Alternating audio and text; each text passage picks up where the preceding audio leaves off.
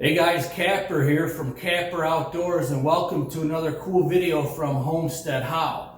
In today's video, Carrie is looking at a possible equipment purchase down the road. They've got a 20-acre homestead out in kind of central Wisconsin, a beautiful area, but they need some equipment to help them out there.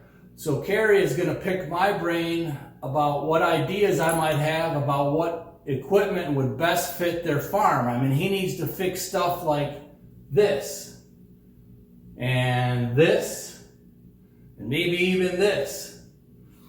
So Carrie is going to give us a rundown of his equipment needs, and I'm looking forward to replying with my ideas, and hopefully, fingers crossed, down the road here, they can make an equipment purchase. They want something that can kind of do it all, and of course very reasonably priced. So let's take a look at Carrie's conundrums, if you will, here on their beautiful farm in Wisconsin.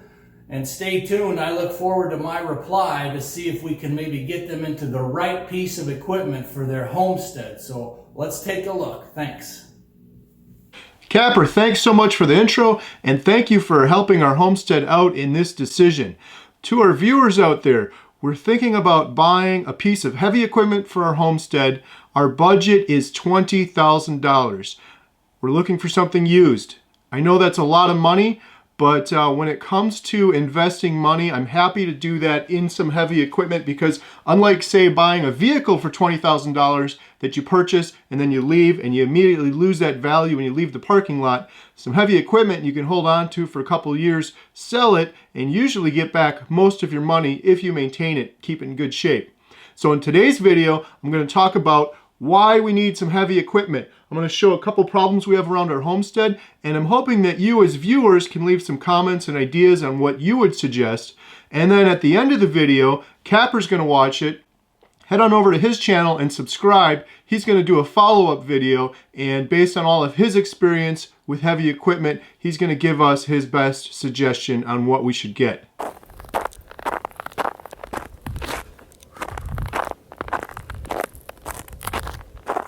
Welcome to HomesteadHow. I'm Carrie, and if you are at all interested in being self-sufficient, growing your own food, making money from your homestead, or just homesteading in general, you've come to the right place.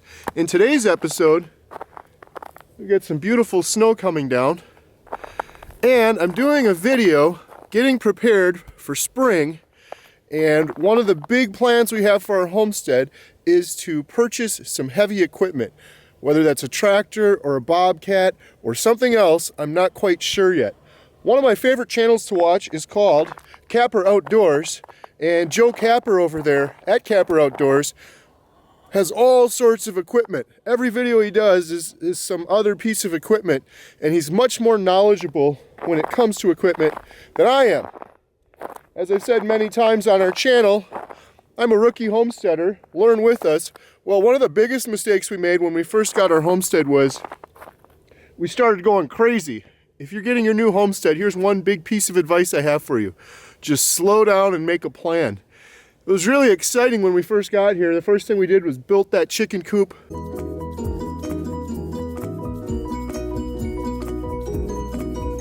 Shortly after, we built the goat house.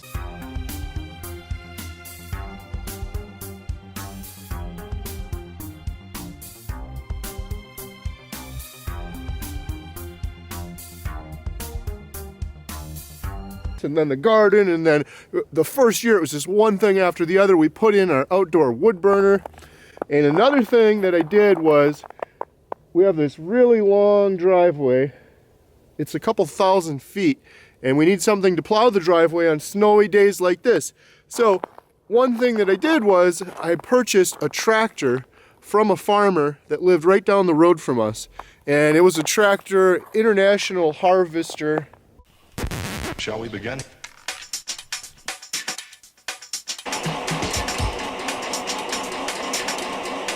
Let's begin now. Built in the 1960s. It was a really cool tractor. Very few things to go wrong on it, but it was old, and it was really cold in our Wisconsin winters plowing this long driveway. And then it started breaking down. I fixed it a couple times, but it was just so cold and miserable to use. The other problem was it had a hydraulic lift, but the bucket itself was mechanical. You had to mechanically pull this lever and it would fall down. It down, you gotta slam it really hard. Then you have to set it down to reset it, and it was just tearing up the driveway. Long story short, we got rid of that tractor a year or two ago.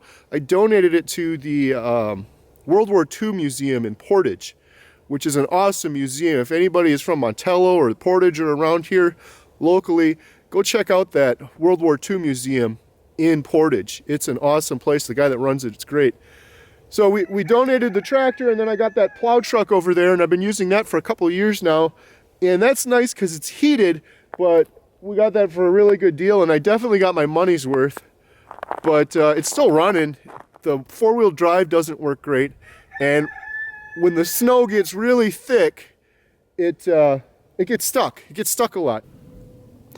So I was talking to my friend Joe over at Kapper Outdoors, and I said, listen, Joe, I'm thinking about selling my plow truck, this plow truck right here, and upgrading our homestead. And when things start warming up here, I want to buy a piece of equipment that will replace the plow truck. So the first thing that I need the equipment for is plowing our driveway. We've got this really long driveway. It splits off over here, and then it goes this way, I don't know, almost 2,000 feet. It goes on forever. That's obviously snow from the plow, but if you went underneath this, there's sand and dirt and gravel built up. And that's from the last 3 years or so, probably from improperly plowing and just scraping too much off. We're actually lowering down the driveway. If you came here 4 years ago, the driveway was a lot more level with the grass. Now it's lower down, and we're kicking up a bunch of sand and dirt and gravel. And it's causing a bunch of problems. We're getting ruts, which are kind of hard to see now with the snow, but over there on this side here, there's a rut that just gets really deep, and it fills up with water, and it turns into a small river of water coming from a couple hundred feet that way all the way down here. So that's one thing, is I need something to properly plow this driveway. Now, I really like the plow truck because it's heated, and we get really cold Wisconsin winters here. When I had that tractor, it was not heated. I'm sitting on a little metal tractor, just freezing. So I want to get something that's heated. I know I'm kind of spoiled, but if you had these Wisconsin winters, you'd know what I'm talking about. So that's number one, Joe, is I need something to plow this long driveway. It's also really sandy. So that's number one. Now, number two is we're going to have a bunch of gravel brought in and try to fill this in. We've got a bunch of low spots, and it's just sandy, and we keep getting the ruts. So I need something to help me move that gravel around this first time, but also in the future, because I know what's going to happen. The gravel's going to end up sinking down. We're going to end up having to put more gravel in next year. One of the biggest expenses, I think, with our homestead is maintaining this driveway. So plowing is number one. Two is moving around gravel on the driveway. And then three, we have these huge ruts and we have water issues.